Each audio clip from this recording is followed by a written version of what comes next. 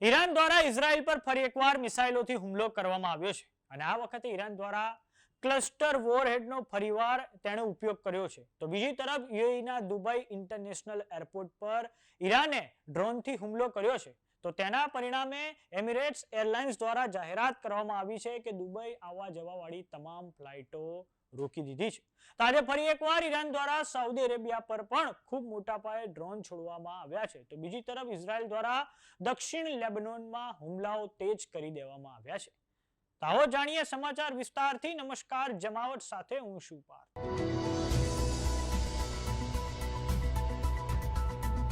Iran તેના military operation true promise 4 અંતર્ગત જબરજસ્ત હુમલાઓ ખાડી દેશો અને ઇઝરાયલ પર કરી રહ્યું છે. તો આજે ઈરાન દ્વારા ઇઝરાયલના કેટલાય શહેરો પર ક્લસ્ટર વોરહેડ સાથેની મિસાઇલો છોડવામાં આવી છે, જેનાથી બે જગ્યાઓ પર ક્લસ્ટર મ્યુનિશન્સ પડ્યા હતા.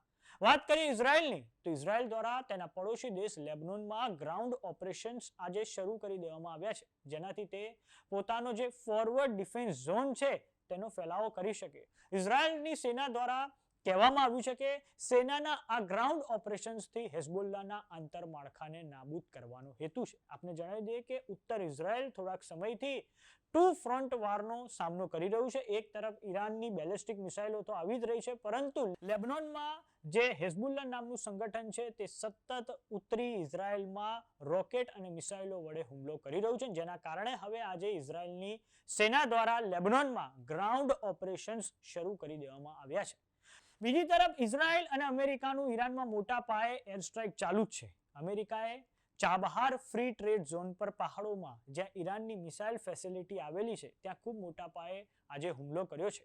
ચાબહાર બંદર સિસ્તાન બલોચિસ્તાન પ્રાંતમાં આવેલું છે અને ભારતે 2016માં આ ચાબહાર બંદરને વિકસિત કરવાની જવાબદારી લીધી હતી અને ચાબહાર બંદર એ ભારત માટે સેન્ટ્રલ એશિયાની કનેક્ટિવિટી માટે પણ ખૂબ જરૂરી છે. આ ઉપરાંત ઇઝરાયલ અને અમેરિકા દ્વારા ઈરાનના મરકઝી રાજ્યમાં પણ ખૂબ મોટા પાયે સ્ટ્રાઇક કરવામાં આવી છે, જેમાં આજે ઓછામાં ઓછા 5 લોકોએ જીવ ગુમાવ્યાના સમાચાર છે. સાથે જ ઇઝરાયલ દ્વારા ઈરાનની રાજધાની તહેરાનના મહેરાબાદ એરપોર્ટને ટાર્ગેટ કરવામાં આવ્યું છે, જ્યાં ઈરાનના પૂર્વ સુપ્રીમ લીડર આયતોલ્લા અલી ખામેની જે પ્લેનમાં પ્રવાસ કરતા હતા તે પ્લેનને ઇઝરાયલ દ્વારા ટાર્ગેટ કરવામાં આવ્યું છે. વાત કરીએ ઈરાનની, તો ઈરાન દ્વારા આજે ખાડી દેશો પર ખૂબ મોટા પાયે હુમલો કરવામાં આવ્યો છે. આજે યુએઈના ફુજૈરા ઓઇલ ફિલ્ડને ડ્રોન વડે ટાર્ગેટ કરવામાં આવી છે. આ ઉપરાંત દુબઈ ઇન્ટરનેશનલ એરપોર્ટ પર ફરી આજે ડ્રોન વડે હુમલો કરવામાં આવ્યો છે અને આ કારણે એમિરેટ્સ એરલાઇન્સ દ્વારા પોતાના ફ્લાઇટ ઓપરેશન્સને સ્થગિત કરવાની જાહેરાત કરવામાં આવી હતી. વાત કરીએ સાઉદી અરેબિયાની, તો એક જ રાતમાં ઈરાન દ્વારા 55 ડ્રોન સાઉદી અરેબિયા પર છોડવામાં આવ્યા હતા અને આ વાતની જાણકારી સાઉદી અરેબિયાનું જે ડિફેન્સ મિનિસ્ટ્રી છે તેમના દ્વારા આપવામાં આવી છે. તેમના દ્વારા કહેવામાં આવ્યું છે કે એક જ રાતમાં સાઉદી અરેબિયા દ્વારા 55 ઈરાનિયન ડ્રોન્સને ઇન્ટરસેપ્ટ કરવામાં આવ્યા હતા, જેમાં સાઉદી અરેબિયાની રાજધાની રિયાદ સહિત તેના પૂર્વીય વિસ્તારોને ઈરાન દ્વારા ખૂબ મોટા પાયે ટાર્ગેટ કરવામાં આવ્યું છે.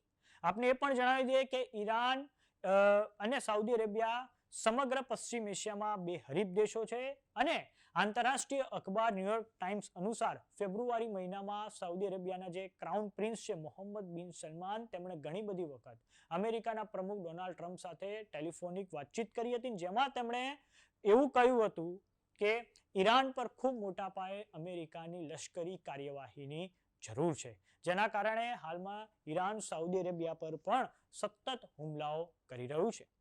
તો સમાચારોમાં અત્યારે બસ આટલું. જોતા રહો જમાવટ. જો તમે અમને YouTube પર જોઈ રહ્યા તો સબસ્ક્રાઇબ કરો, જો તમે અમને Facebook પર જોઈ રહ્યા તો ફોલો કરો. સાથે જ અમારી WhatsApp ચેનલ આવી ગઈ છે, જોઈન કરવાનું ના ભૂલતા. નમસ્કાર.